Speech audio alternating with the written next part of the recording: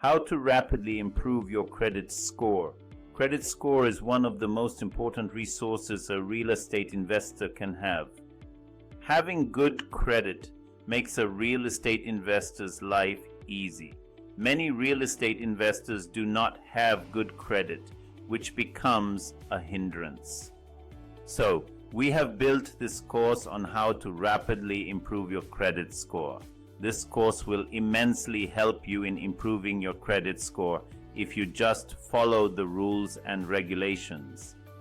Credit history was meant to study your credit behavior and give lenders an indication of how good you are at managing your credit score and how responsible you are with it.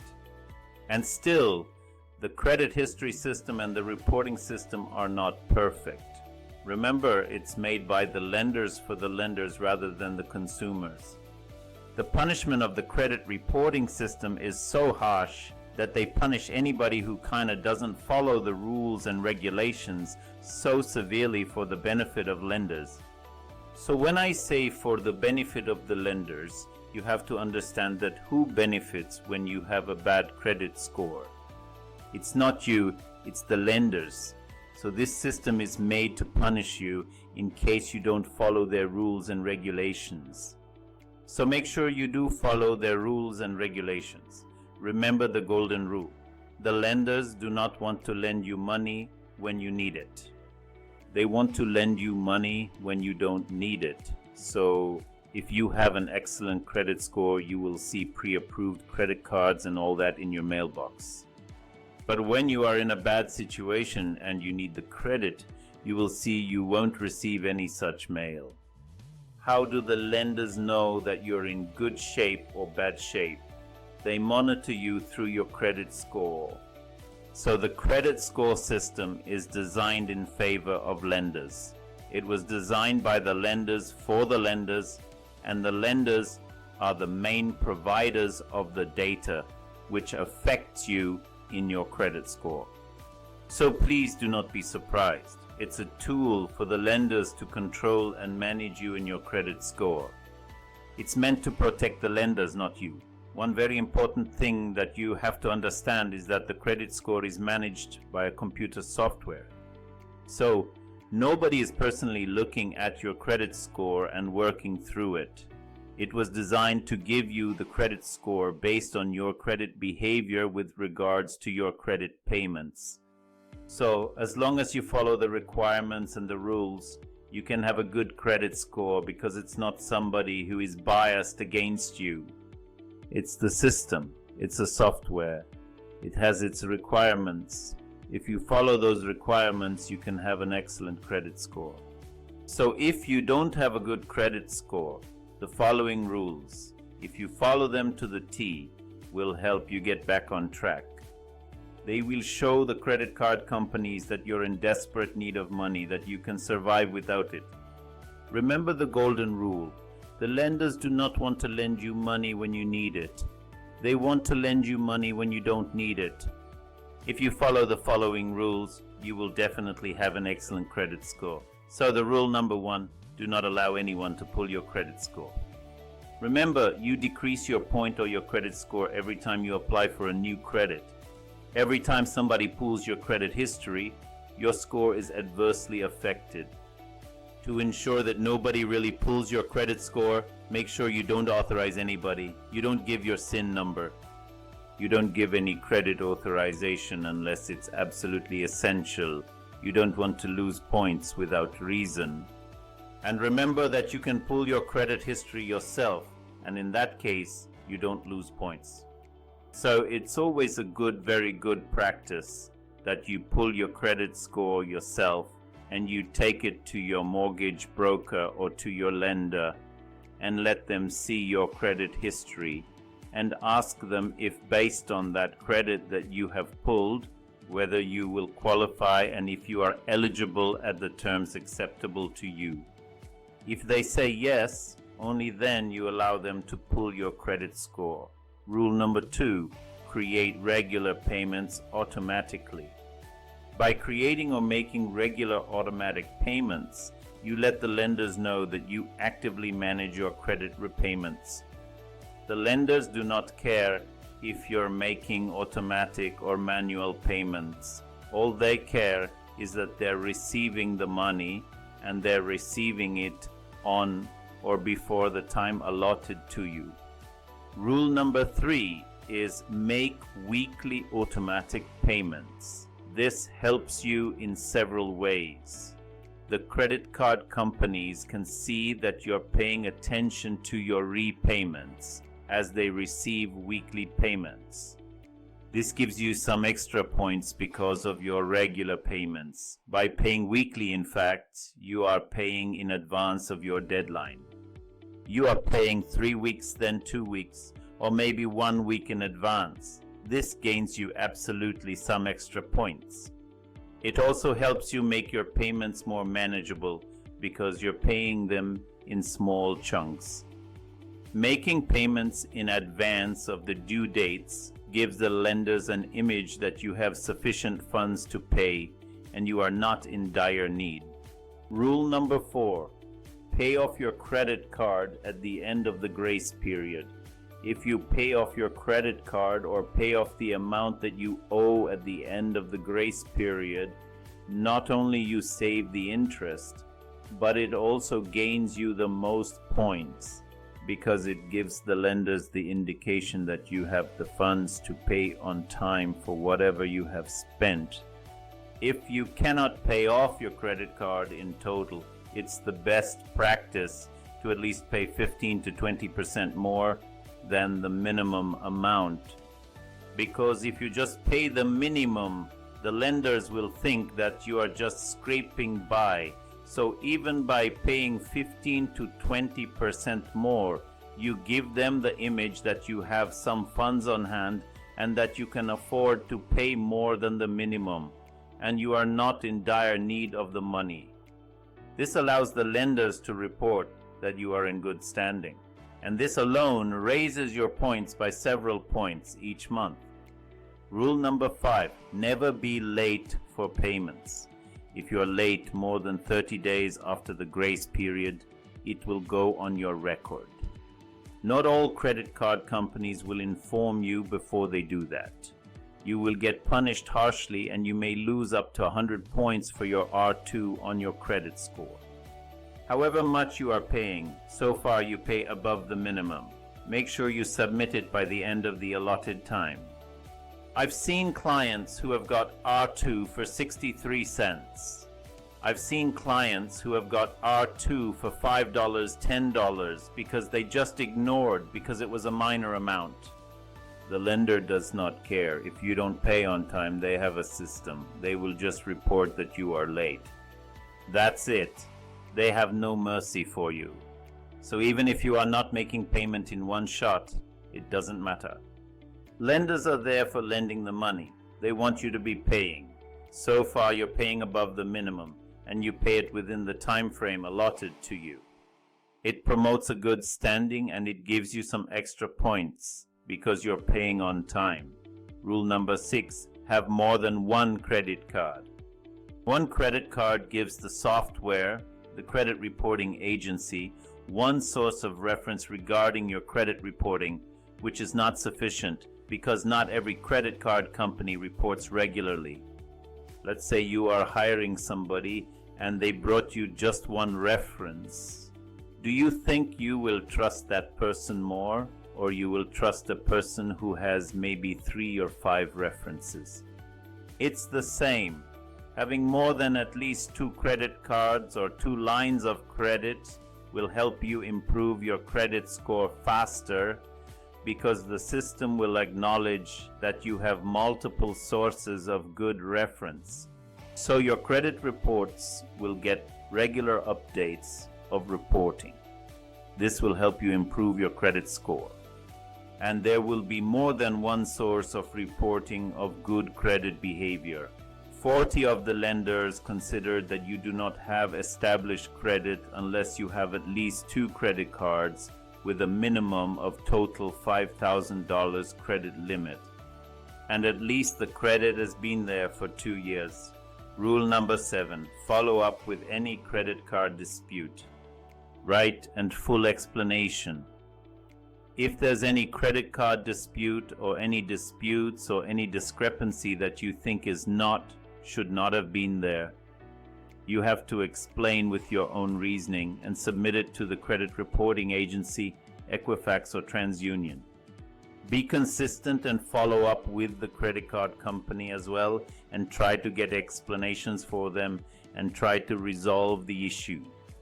Most often these requests get ignored, but after a certain period, if you become consistent in your follow-up, the credit reporting agency may have that issue removed because they may not get any response from the credit card company. And this will help you enormously increase your credit score, because that entry will be removed if the credit card company does not report back to the credit reporting agency.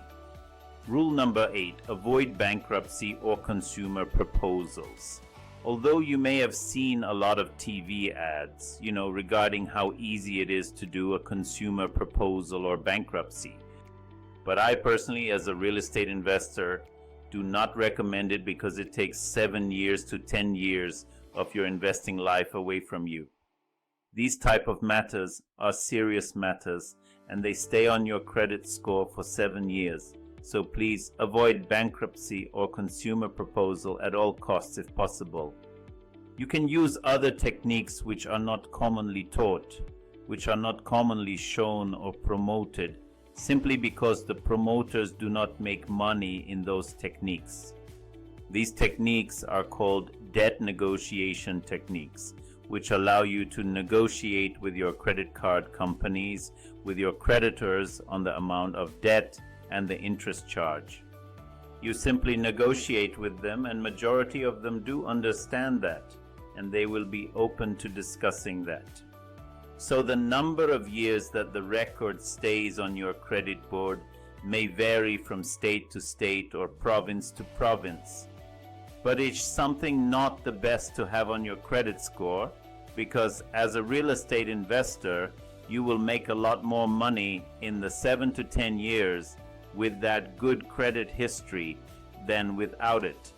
Rule number 9, subscribe to monitoring services, whether it's Equifax or TransUnion. Majority of the lenders tend to use Equifax because Equifax tends to have lower credit score than TransUnion. You will be informed of any credit history or any changes or any credit pulls or inquiries to your credit score if you are subscribing to the monitoring service. This allows you to monitor all the activities regarding your credit score and immediately react to it and check it. And on top of that, this service allows you to pull your credit score yourself regularly each month without having to lose any points. And you don't have to pay for it because you already pay for the premium service. So some services cost roughly $35 or $30 depending on the reporting agency. But it's something good to have as a real estate investor because it allows you to update your credit score immediately. So let's say you've been working on these rules and your credit scores are improving every month, and this allows you to update regularly whenever you need your credit score.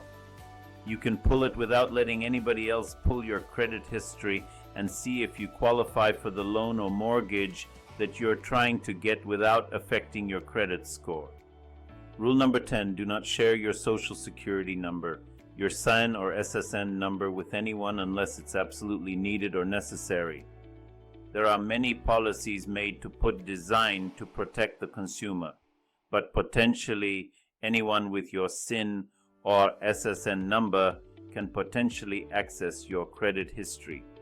Use it or misuse it, you don't want to risk it. Rule number 11, use less than 50% of your limit. Let's see, for example, you got a credit card and you have a $10,000 limit. It does not mean that you should use your limit to the full. Even if you need the money, use it, but pay it before the grace period is over. Because if you use more than 50% of your credit card limit, you will be put into what is called high-risk client category. Make sure you keep your limit balance below 50%.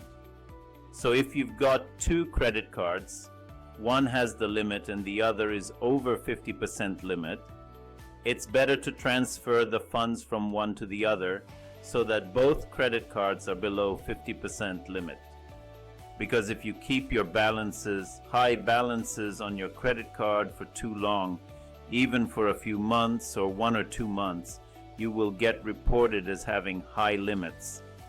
And this will negatively, adversely affect your credit score, and you will lose a lot of points because of this.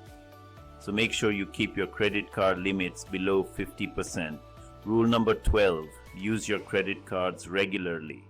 I've come across some of my clients who said they have the funds, they paid off all their credit cards, and they haven't used their credit card for 1 year or 2 years or sometimes several months.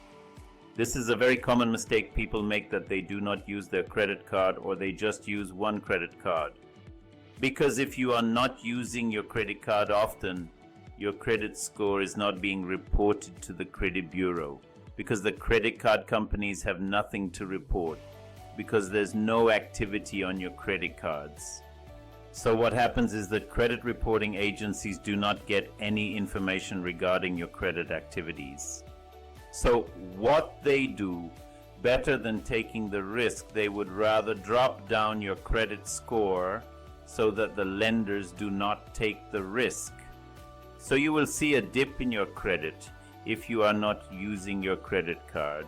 And some credit card companies will even reduce your amount, will even cancel your credit card limit. So no reporting makes your credit score drop, as a credit card agency does not know what situation you are in. They have no way of knowing your financial situation. They don't want to risk and do the guesswork. Remember, the system is designed to protect the lenders, not you. It's a system for gouging you. It's a system for monitoring you. So you better be on the radar. You better be using your credit cards. So even if you are buying for cash or groceries and all that, better put it on a credit card and use it and pay it at the end of the month or at the end of the grace period, rather than not using the credit card. Rule number 13. Make sure you pay off each credit card every few months. Rotate your credit card usage if you need to make sure that your credit card limits is below 50% at all times, and make sure you get to pay them off every few months. Use one credit card to pay another if you need to, but do not make it a habit, because credit score software is very smart and it will spot the trend if you're using one credit card to pay off another credit card, and your score will drop tremendously if they do notice that. But keeping high limits for a long time will really put you in a situation where the lenders will think that you do not have sufficient funds to pay off what you owe, and it will drop your credit score. So keeping high balances is bad for your credit score, so please do not keep high balances. Rule number 14. Do not make credit limit increase inquiries. If you make regular credit limit increase inquiries, the lenders will pull your credit score. And each time you make an inquiry, your score will go down. So if you make several inquiries because you need the funds, what happens is the lenders or the credit reporting agency will think that your entire situation, that you're badly looking for money. So in the first inquiry, you might lose a few points. But if you make an immediate second inquiry, now you may lose 20 to 30 points. And the third inquiry and the fourth inquiry can be even detrimental to your credit score. So make sure, do not make regular credit inquiries. If you really want a credit limit increase, what you want to do is you want to pay on time, as we have shown in the above rules. And because you're paying on time and you're paying regularly, your credit score or your credit limit will be automatically bumped up to the next level in their system of the credit card company. Remember, they are in the business of lending money. They want to lend money to people who pay on time. So if you're paying on time and if you're paying regularly, you will automatically be bumped to the next level. So all you have to do is call them and ask them, are you pre-approved for a credit limit increase? And majority of them will tell you then that yes. If this is yes, go ahead and accept it. Because by accepting it, you are not getting a credit hit. What it means, your credit score is not being pulled. So your credit score is not being affected by it. Rule number 15, keep a record of your spending and tally it with the reports. Keeping a track record of your expenditure and your credit card uses will help you monitor the expenses and the payments. It will help you keep your debt in check. You will be also able to tally your expenditure at the end of the month with your credit card statements to make sure that all charges that appear on your credit card statement are genuine and are yours. If you notice anything that's not yours, you will be able to dispute or ask the credit card company to dispute it, and it will be credited back into your account. The above rules that we've discussed are the most essential rules for rapidly improving your credit score. Credit score is an essential resource for any real estate investor. The better your credit score, the easier your life will be when applying for mortgages. Because you will get cheaper rates and the lenders are going to love you if you have an excellent credit score. This makes it easier for you to expand your real estate business. So good luck.